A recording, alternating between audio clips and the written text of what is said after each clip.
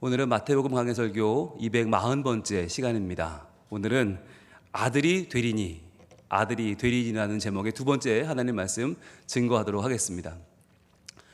우리가 지금 꽤나 파격적인 말씀을 나누고 있습니다. 우리가 그동안은 믿으면 구원받는다라고 하는 이신칭의라고 하는 우리 장로교의 교리를 굳게 믿고 살았잖아요. 믿는 자는 구원받는다. 믿는다는 게 뭐냐? 마음으로 믿고 입으로 시인하는 거다. 그런데 오늘 마태가 전하는 예수님의 말씀은 그 정도가 아니에요. 그냥 마음으로 믿고 머리로 동의하고 그렇다더라, 그래 난 믿어가 아니라 과연 우리가 원수를 사랑하고 있느냐, 그리고 우리가 박해하는 자를 위해 기도하고 있느냐. 적어도 박해를 안 받고 있으면 이거 못하는 거잖아요. 신앙을 위해서 적어도 내가 내 인생을 걸어야 박해라도 받는 거고, 그래야 박해자를 위해 기도할 수 있는데, 그러한 우리의 삶이 따라주지 않으면 우리가 아들이 될 수 없다라고 하는 아주 어찌 보면 굉장히 무시무시한, 그러면서도 우리의 삶을 도전하시는 말씀을 여기 받고 있습니다. 지난주에 우리가 아들이 되리니라는 첫 번째 말씀을 받았는데, 이같이 한즉 아들이 되리니였잖아요. 이같이 한즉 아들이 되리니, 그게 과연 무슨 말이냐? 이같이 한즉이라는 말은 원수를 사랑하는 말이었고 박해하는 자를 위해 기도하라는 말이었는데, 이걸 할 수 있으면, 이 두 가지가 되면 아들이 된다는 말이었잖아요. 그래서 여기에 대한 의미를 우리가 지난번에 첫 번째로 살펴봤었는데, 그 첫 번째가 뭐였냐면 바로 착각의 눈을 믿음으로 열어야 한다는 것이었어요. 착각의 눈을 믿음으로 열어야 한다. 우리는 교회 다니면 다 착각 안 하는 줄 알아요. 교회 다니면 다들 하나님 말씀 바로 이해하고 하나님 바로 믿고 있다라고 생각한단 말이죠. 그래서 우리는 바르게 믿는 것보다 열심히 믿으려고 그래요. 열심히 믿으면 되는 거 아니야, 열심히 충성 봉사하면 되는 거 아니야. 그런데 그보다 더 예수님은 뭘 말씀하시냐면 바르게 믿는, 바로 올바른 신앙에 대해서 말씀하시는 거죠. 그래서 우리가 지난주에 요한계시록 말씀을 좀 봤잖아요. 요한계시록 2장 8절 말씀에 서머나 교회의 사자에게 편지하라. 교회입니다. 교회.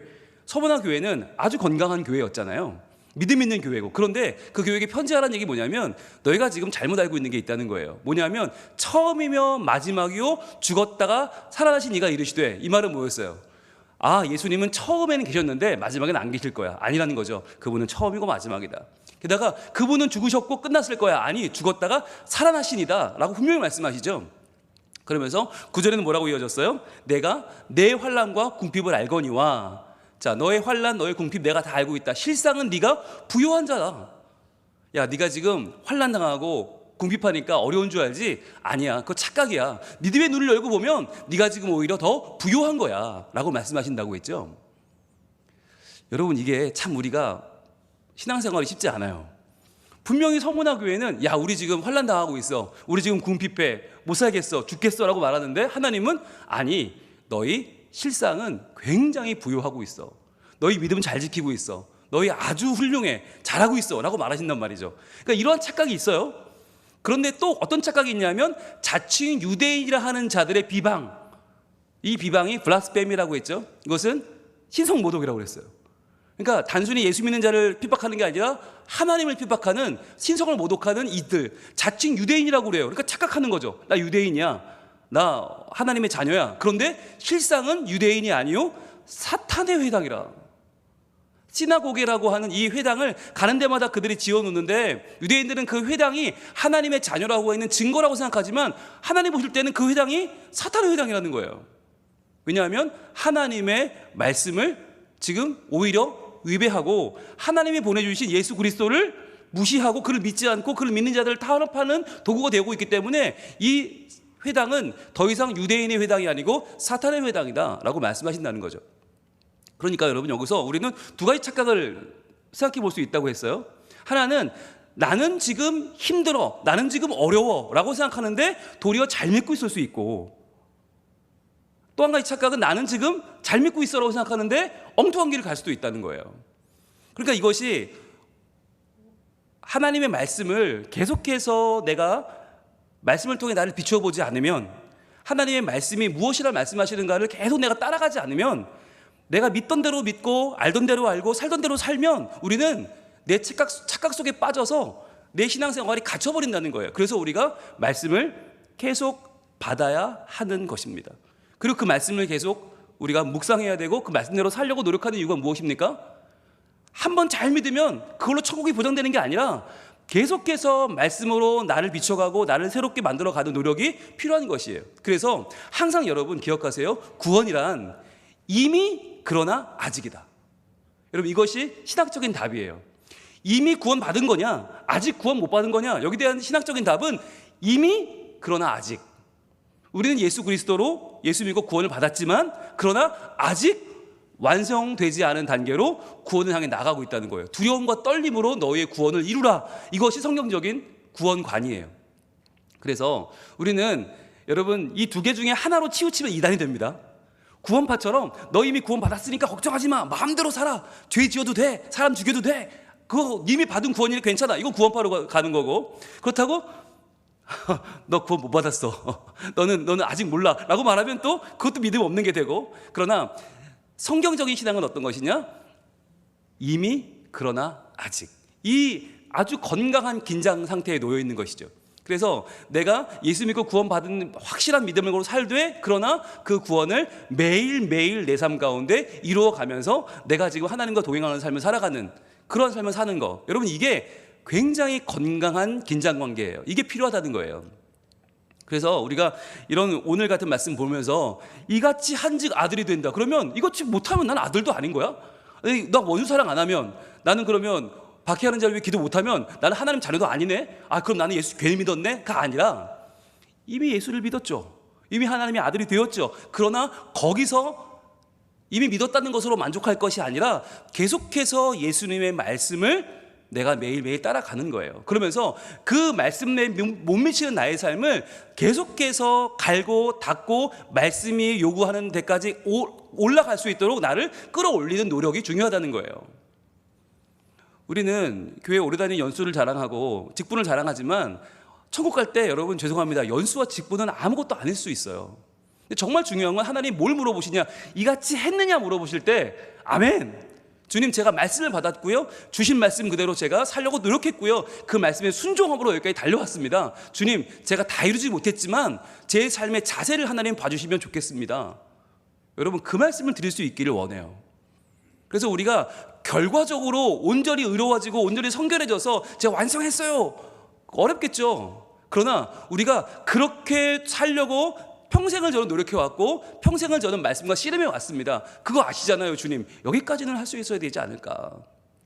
그래서 제가 수요일날 오시는 분들은 좀 마음에 저도 기대감이 있어요. 하나님 보실 때는 어떻겠어요? 우리가 주일만 받고 말씀을 받고 말면 주일날 받는 말씀과 수요일이 조금 달라요. 조금 깊이가 달라요. 우리는 수요일에는 더 높이 올라가려기보다는 더 깊이 내려가는 사람들이잖아요. 그렇다면 어디까지 내려갈 수 있을까를 더 고민할 필요가 있고, 어떻게 내려가야 될까를 이 시간 하나님 말씀으로 우리가 알아가고 찾아가는 것이죠. 자, 그래서 오늘 두 번째, 과연 이같이 한즉 아들이 된다는 게 무슨 의미냐, 오늘 두 번째 의미를 살펴보려고 합니다. 바로 그것은, 두 번째 의미는 우리가 기대하는 목표를 바꿔야 한다는 것이에요.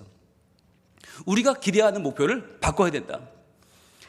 여러분 그렇다면 우리가 기대하는 목표가 뭐였길래 무엇으로 바꿔야 된다는 이야기일까? 이게 중요한 거겠죠.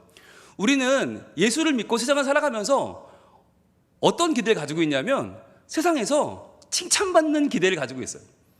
적어도 사람들이 날 볼 때 아, 저 사람 참 괜찮은 사람이야, 아, 저 사람 참 그래도 훌륭한 사람이야, 아, 그래, 교회 안에서 아, 저분 참 선해, 저분 참 행하는 거 보면 정말 괜찮아, 이런 말을 들으려고 하는 목표를 가지고 있어요. 자, 그러면 이런 생각이 들잖아요. 그게 잘못된 건가? 아니 그럼 잘 못하는 것보다야 잘하는 게 훨씬 낫지, 손가락질 받는 것보다 칭찬받는 게 낫지, 그게 뭐가 문제인가? 라고 하는 생각이 들어요. 근데 잘 한번 들어보세요. 우리의 목표가 사람들에게 칭찬받는 거냐, 저 사람 훌륭한 사람, 저 사람 착한 사람, 저 사람 선한 사람이야 라는 칭찬을 받는 것이냐, 아니면 하나님의 자녀가 되는 거냐. 여러분 이 둘은 다르다는 거예요. 이건 달라요. 여러분 보세요. 사람들에게 칭찬받으려면 어디까지 하면 되냐면 내 이웃을 사랑하면 돼요. 내 가족과 이웃을 사랑하면 사람들한테는 좋은 사람이 됩니다. 내 가족에게 칭찬받고요, 내 주변에 좋은 사람이라는 얘기 들어요. 그거 아주 딱 세상이 요구하는 그 눈높이에 맞아요. 자, 그런데 여러분 여기서 예수님이 원하시는 데까지 나가 볼까요? 원수를 사랑하고 나를 박해하는 자를 위해 기도하는 데까지 가면 어떻게 되는지 아세요? 세상은 그런 우리를 받아들이지 못합니다. 분명히 적당히 사랑하면, 내 가족, 내 주변 사람, 사랑해야 될 사람만 사랑하면, 아, 저 사람 괜찮은 사람이야. 아, 그래도 가정에 충실한 사람이고, 저 사람 직장에서 그래도 생활 잘하고, 교회에서 그래도 웬만큼 살아. 칭찬하다가 우리가 더 나가면요, 원수를 사랑하고 박해하는 자를 위해 기도하게 되면요, 세상은 우리를 감당할 수가 없어요. 저 사람 왜 저래? 이렇게 나오는 거예요. 바보 아니야? 모자란 거 아니야? 저 사람 뭔가 문제 있는 거 아니야? 뭐 약점 잡힌 거 아니야? 아, 저렇게 살면 안 되지 라고 하면 사람들이 우리한테 다가오면서 이런 말을 합니다. 적당히 하라고, 앵간히 좀 하라고. 아니, 그렇게까지 할 필요 없다고. 왜 원수를 사랑하냐고, 왜 박해하는 사람을 위해 기도하냐고. 당신 바보냐고. 그렇게 살 이유가 없다고 우리한테 말하기 시작하는 거예요. 이게 왜 그럴까요? 여러분, 세상은 자기네가 원하는 적정한 선이 있어요. 그 선을 넘는 자들을 사람들은 위대하다고 말해요. 훌륭하다고 말해요. 그렇지만 그 사람들을 가까이 하고 싶지 않아요. 왜? 부담스럽거든요. 자기는 절대로 그렇게 못하기 때문에 그런 사람들과 어울리고 싶지도 않고, 그런 사람들을 멀리서는 칭찬하지만 가까이 오면요, 오히려 비난하고 깎아내리고 그런 사람들을 오히려 짓눌러 버립니다. 왜 그럴까요? 네, 자기가 엄두를 못 내는 그런 지경이기 때문이에요. 여러분, 이것이 참으로 이게 미묘한 문제인데, 여러분 보세요. 이거를 오스왈드 챔버스라고 하는 사람이 있는데, 그 사람은 주님은 나의 최고봉이라고 하는 아주 유명한 책을 쓴 사람이에요. 오스왈드 챔버스가 뭐라고 표현했냐면, 우리에게 불구자의 삶을 각오하라 라는 말을 했어요. 불구자의 삶을 각오하라. 이게 무슨 말이냐, 이 불구자가 뭐냐면, 사람들이 원하는 만큼만 사랑하면, 내 가족만 사랑하고 내 이웃만 사랑하면 사람들이 다 그 사람을 칭찬한다는 거예요. 그리고 그 사람을 멀쩡한 사람 취급을 한대요. 그런데 여기서 더 나가서 원수를 사랑하고 박해하는 자를 위해 기도하는 예수님이 원하는 단계까지 가면 그 사람은 예수님처럼 십자가에 못 박혀 죽는다는 거예요. 사람들은 그를 쳐다보지 않고 그대로 내버려두지 않고 반드시 그를 못 받게 되어 있다. 그렇기 때문에 우리가 살아가야 될 길은 어떤 길이냐면, 적당히 사랑하고 적당히 감당하고 적당히 예수 믿는 자로 살아가는 길을 포기하는 거란 말이에요. 그러니까 세상이 원하는 건 적당히 해라고 하는 거예요. 적당히 사랑해. 너무 지나치게 하지는 마. 너무 할 필요는 없어. 예수님처럼 살 필요는 없어. 봐, 예수님도 십자가에 돌아가셨잖아.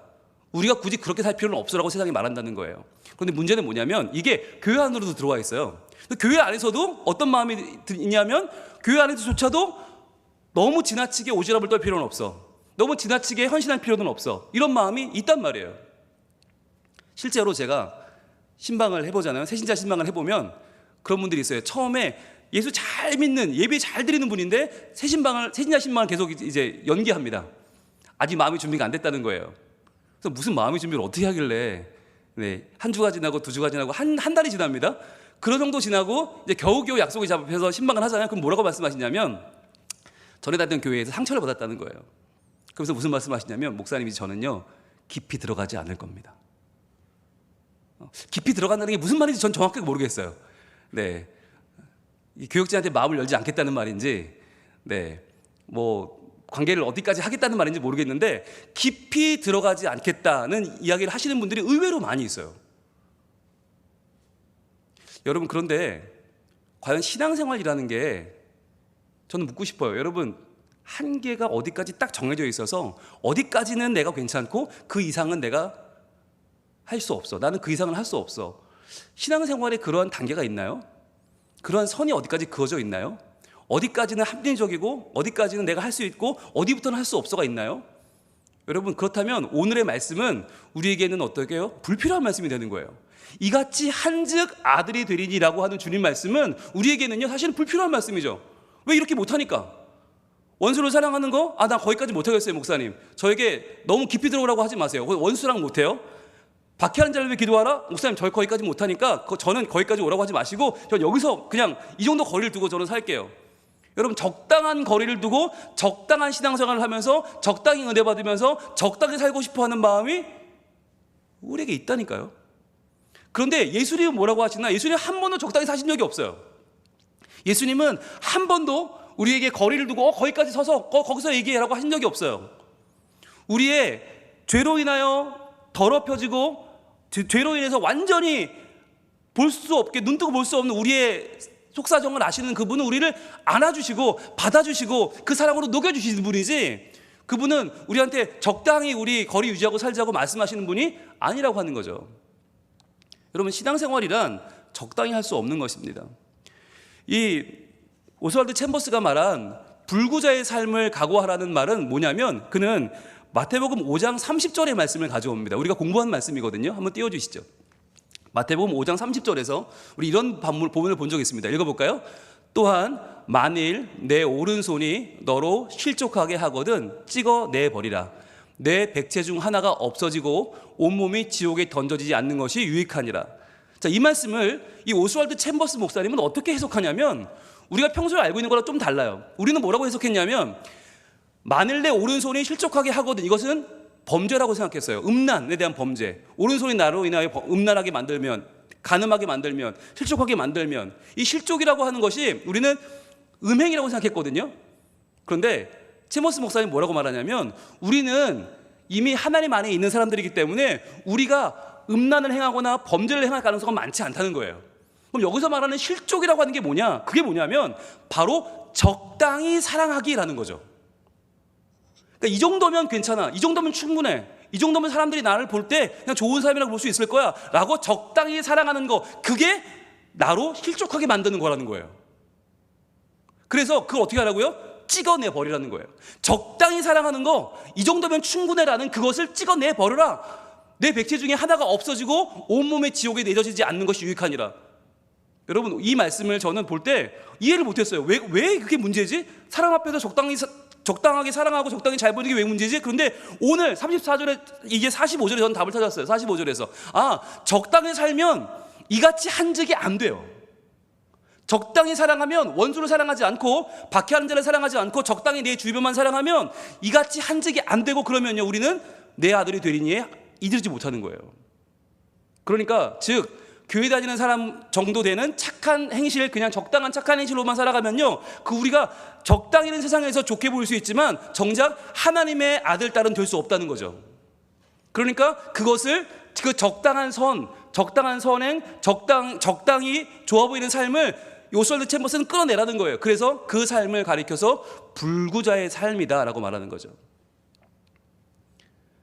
여러분, 오늘 저는 여러분께 어려운 말씀을 드리고 있습니다. 네, 여러분이 지금까지 살아온 삶이 잘못됐다는 게 아니에요. 그런데 거기서 멈추면 안 된다는 거예요. 거기서 멈춰버리면 우리는 팔 다 가지고, 백체를 다 가지고 하나님 자녀 아닌 사람으로 끝나게 되는 거죠.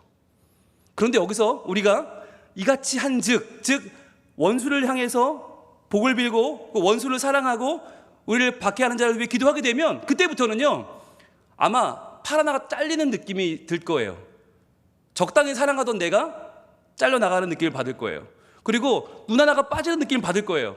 그동안 내가 이 정도면 충분해라고 생각했던 나의 원만한 삶 하나가 떨어져 나가는 느낌이 들 거예요. 그런데 그러면서 동시에 뭘 얻게 돼요? 우리가 하나님의 자녀가 되는 진짜 신앙의 기쁨을 누리게 된다고 하는 것이에요.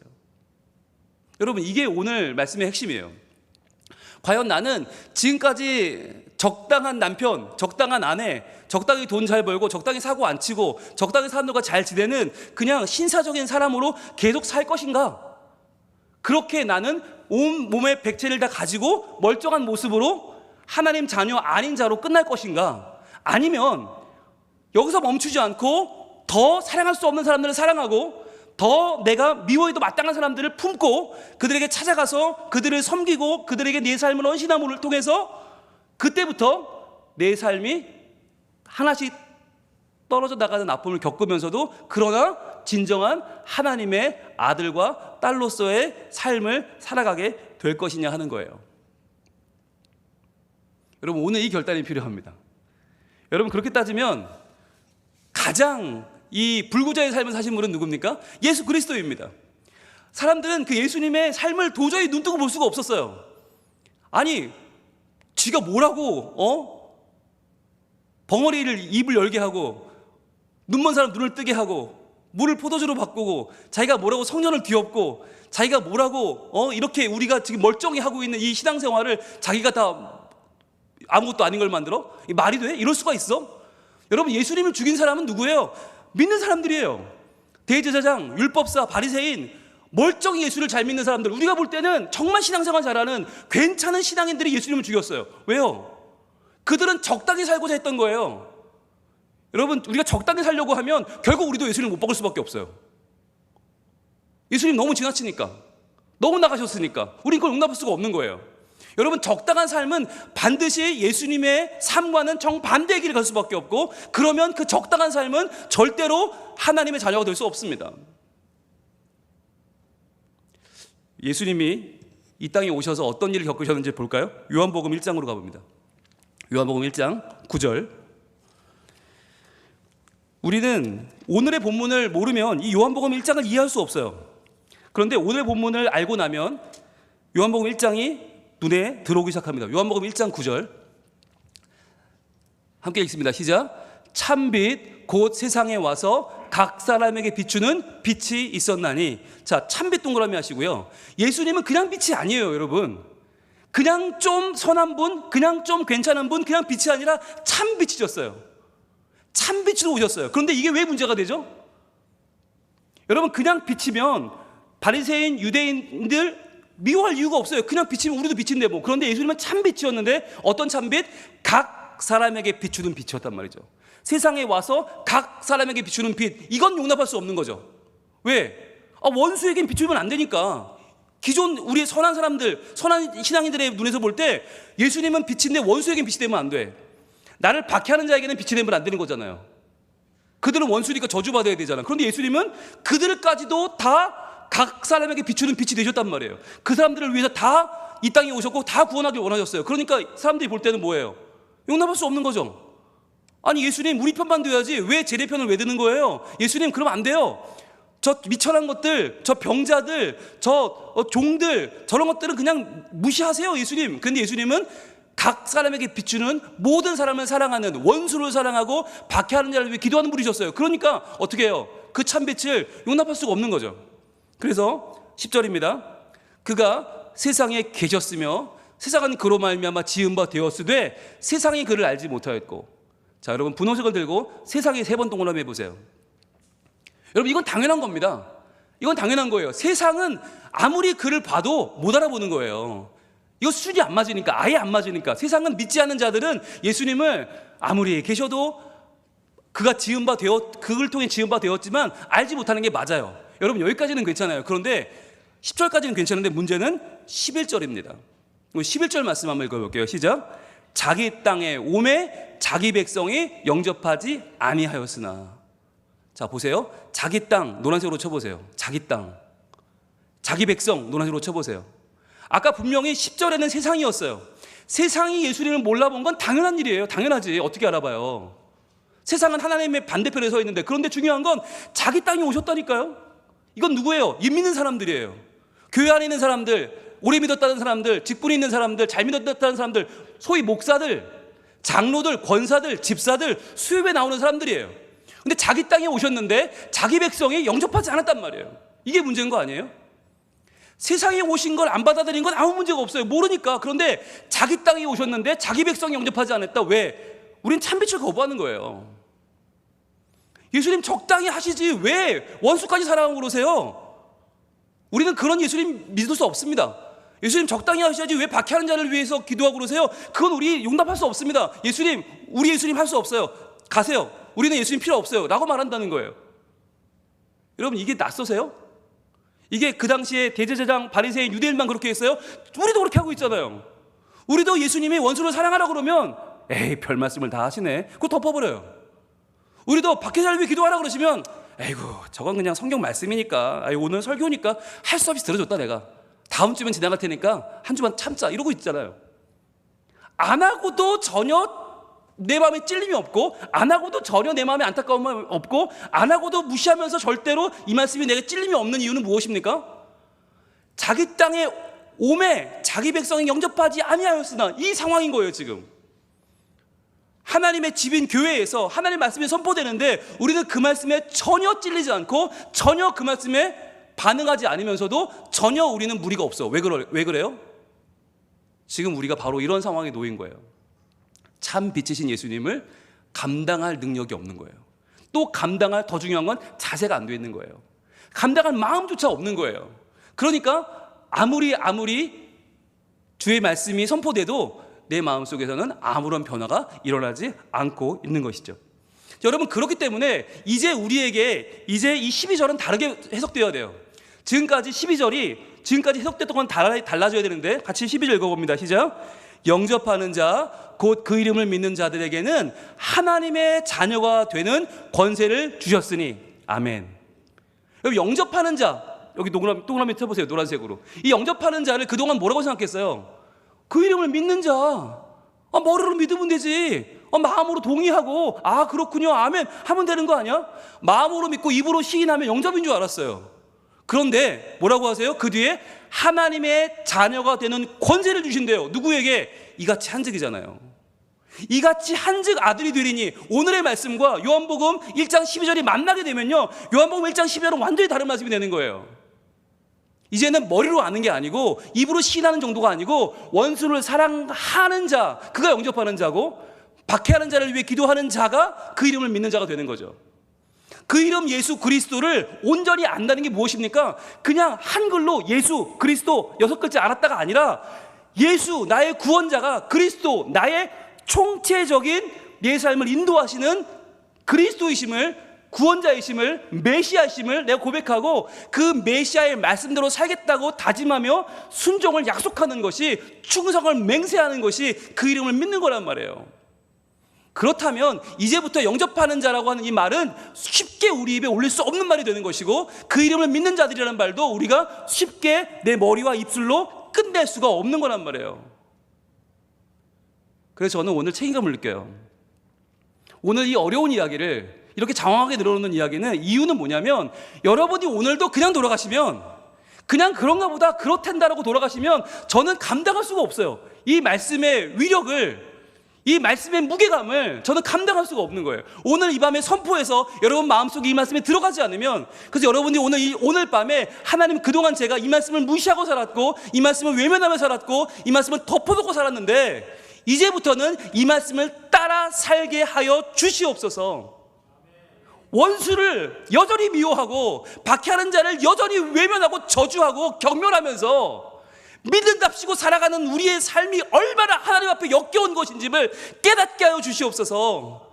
여러분, 그게 안 되면요, 저도 잘못 목회하는 거고요, 저도 잘못 전하는 거고요, 여러분도 잘하는 거 아니란 말이에요. 나중에 그 책임을 어떻게 감당하실 거예요? 성민교회 다녔다고 하면서, 말씀 공부를 했다고 하면서, 예배를 그렇게 드렸다고 하면서, 우리의 예배 주일마다, 수요일마다, 새벽마다 하루 한 장, 그 많은 걸 했다고 떠들 때 분명한데, 그런데 우리의 삶은 전혀 하나님의 말씀과는 거리가 멀다면 어떻게 감당하시겠어요? 그래서 여러분, 오늘 이 밤에는 우리가 이 말씀이 무슨 말씀인지를 분명히 알고 그 말씀대로 살아갈 능력을 하나님 앞에 구해야만 하는 것입니다. 여러분, 저는요, 말씀을 읽을 때마다 두려워요. 말씀을 볼 때마다 내가 잘못 살았구나라는 걸 너무너무 선명하게 알게 되기 때문이에요. 하나님의 자녀가 되는 권세는 그냥 주는 게 아니에요. 그냥 사형리 1, 2, 3, 4단계 한번 읽고 오케이 나 믿을게요 한다고 되는 게 아니고, 등록카드를 쓴다고 되는 게 아니고, 그냥 교회를 몇 년 나온다고 되는 게 아니란 말이에요. 그래서 13절의 말씀은 더 선명하게 다가옵니다. 이 13절의 말씀을 한번 같이 읽어볼게요. 시작. 이는 혈통으로나 육정으로나 사람의 뜻으로 나지 아니하고 오직 하나님께로부터 난 자들이니라. 아멘. 여러분, 이 말씀이 왜 중요합니까? 원수를 사랑하는 거요, 그거요, 혈통으로 못해요. 그거 혈통으로 되는 혈통이 없단 말이에요. 육정으로 못해요. 사람의 정으로는 원수 사랑 못하죠. 당연히 못하죠. 그리고 박해하는 자를 기도하는 거 혈통으로 육정으로 불가능합니다. 사람의 뜻으로 나지 아니하고 못한다는 거예요. 이걸 사람의 뜻으로 대충 그냥 선하게 산다, 나 남에게 좋은 소리 들을래, 이렇게 할 수 없는 일이에요. 그러나 오직 하나님께로부터 난 자들이니라. 노란색으로 한번 쳐보세요. 오직 하나님께로부터 난 자들. 이들이 누구예요? 이게 아들이잖아요. 이게 아들이고 이게 딸이에요. 이게 자녀예요. 즉 하나님의 자녀는 어떤 사람들입니까? 세상이 말하는 적당히 좋은 사람, 그걸 포기하는 사람들이에요. 세상이 말하는 적당한 선한 사람이라고 하는 그 팔을 하나 잘라버리고 오히려 더 깊이 들어가서 이제 원수를 사랑하는 자들, 세상이 말하는 적당히 훌륭한 사람의 그 눈 하나를 뽑아버리고 불구자의 삶을 선택하면서 이제 박해하는 자를 위해서 내가 진심으로 그를 위해 축복하며 기도하는 길을 걸어가는 자들, 그들이 누구냐? 세상이 말하는 바보고요, 천치고요, 머저리고요, 모자란 사람이고요, 반푼이고요, 그 사람이 바보 온달이고요, 그런 사람이 세상에 말하는 바보 천치죠. 그런데 그 길을 예수님이 가셨고 오늘 예수님은 그 길을 걷는 사람이라야 오직 하나님께로부터 난 자들이다, 오직 하나님의 자녀다, 하나님의 아들이다, 하나님의 딸이다 라고 말씀하시는 거예요. 여러분, 이제부터 우리는 두 가지의 삶을 선택해야 됩니다. 하나의 삶은요, 살던 대로 사는 겁니다. 적당히 좋은 직장인, 적당히 좋은 남편, 적당히 좋은 아내로 사는 겁니다. 적당히 좋은 목사, 적당히 좋은 장로, 적당히 좋은 신앙인으로 사는 것입니다. 그러나 그렇게 적당히 살다가 우리는 하나님 앞에 서서는 아무것도 내놓지 못할 것입니다. 백체가 다 멀쩡하게 붙어있을 것입니다. 겉으로 보면 멀쩡할 것입니다. 눈도 2개, 팔도 2개, 발도 2개일 것입니다. 그러나 이 사람은 하나님 앞에 가서는 혈통으로, 육정으로, 사람의 뜻으로 주장하다가 결국은 주저앉고 말 것입니다. 그러나 또 하나의 길이 있습니다. 그 길은 적당히 살아가는, 적당히 선한 길을 포기하는 것입니다. 적당히 좋은 사람의 길을 포기하는 것입니다. 그래서 오늘 우리는 팔 하나가 잘려지고 눈 하나가 빠지는 그러한 남에게 이해함을 받지 못하고 용납받지 못하는 삶을 선택하는 것이에요. 그러나 그렇기 때문에 우리는 예수님 참 빛이신, 각 사람에게 비추는 빛인 그분을 따라갈 수 있고, 그래서 우리는 각 사람을 위해 기도할 수 있고 누구를 위해서도 품을 수 있고 그들을 위해서 하나님의 사랑을 뿌려주며 하나님의 복을 그들을 위해 빌 수 있는 사람이 되는 것입니다. 그렇게 해서 불구자의 삶을 선택할 때 우리는 예수님의 뒤를 따르는 것이고, 우리는 힘들고 지치고 낭망하며 넘어질지라도, 그러나 그럴지라도 내가 진짜 하나님의 자녀로 살아가는 그 삶을 선택하는 거예요. 여러분, 오늘 수요예배 오신 분들은 아마도 작정하지 않았을까 싶어요. 지난주 주보를 보고 한숨을 쉬셨겠죠. 아들이 되리니 2번째 시간, 큰일 났다. 안 끝났구나. 아직도 나는 선택할 게 남았구나. 그래요, 남았어요. 오늘 우리가 올바른 선택을 하지 않으면 이 말씀은 결코 우리를 그냥 두지 않으실 것입니다. 여러분, 말씀은 사건입니다. 말씀은 언어 유희가 아닙니다.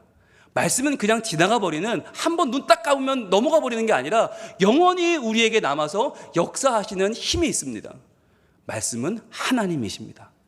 그렇다면 오늘 우리가 이같이 한즉 아들이 되리니 라고 하는 이 말씀을 다시 한번 우리 마음에 새기고 우리 선택할 수 있기를 바라요. 우리가 그 힘든 길을 선택할 때 하나님 뭐라고 하실까요? 너는 내 아들이라. 오늘날 내가 너를 낳았도다 말씀하실 거예요. 너는 내 아들이라. 나의 사랑하는 내 아들이라. 우리를 알아주실 분은 하나님이십니다. 적당히 사랑하면 세상이 알아주지만 진짜 사랑을 하면 하나님이 알아주십니다. 원수도 사랑하면 세상은 손가락질 하지만 예수님은 네가 드디어 정신을 차렸구나 하실 거예요. 박해하는 자를 위해 기도하면 누구도 나를 이해할 수 없지만 하나님은 내가 네 애비다 하실 거예요. 네가 진짜 내 자녀구나. 내가 너를 책임질 것이고 내가 너와 함께 할 것이고 내가 너의 불구가 된 그 몸뚱아리를 내가 책임질 거야. 내가 너를 천국으로 인도할 거야. 내가 너와 영원히 함께 할 거야 말씀하실 거예요. 오늘 이 밤에 우리의 마음에 주님은 또 한 번의 도전을 주십니다. 어떻게 사실 것입니까? 그동안 외면했던, 접어놓았던 우리의 삶의 문제를 다시 한번 끄집어내서 다시 한번 우리가 결단하기를 원합니다. 사랑하기를 결단하고 축복하기를 결단하고 다시 한번 관계를 회복시키기를 결단하고 다시 한번 내가 낮아지기를 결단하고 다시 한번 그 서운함을 감내하는 길을 가기를 결단하고 다시 한번 내 품을 열어주기를 결단합니다. 그럴 때 하나님께서 우리를 하나님의 자녀로 온전케 하실 줄로 믿습니다. 같이 찬양할까요?